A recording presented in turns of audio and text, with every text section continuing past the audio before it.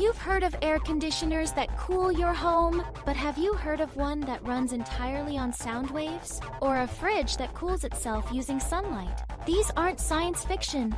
They're real inventions hiding in the wild world of HVAC. Most people think HVAC is boring, just compressors and vents. But engineers have been secretly reinventing how we heat and cool spaces. And today, I'm showing you the 3 craziest HVAC inventions that might just change everything. First up, the Thermoacoustic Refrigerator. It doesn't use refrigerants or moving parts. Instead, it traps sound waves inside a metal tube.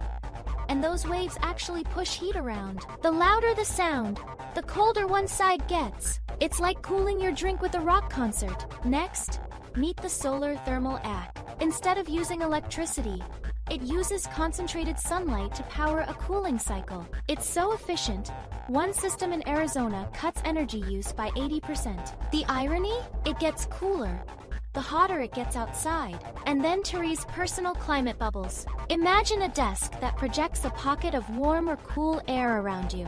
Offices are already testing these so you can stop fighting over the thermostat. These inventions prove HVAC is way more than ductwork.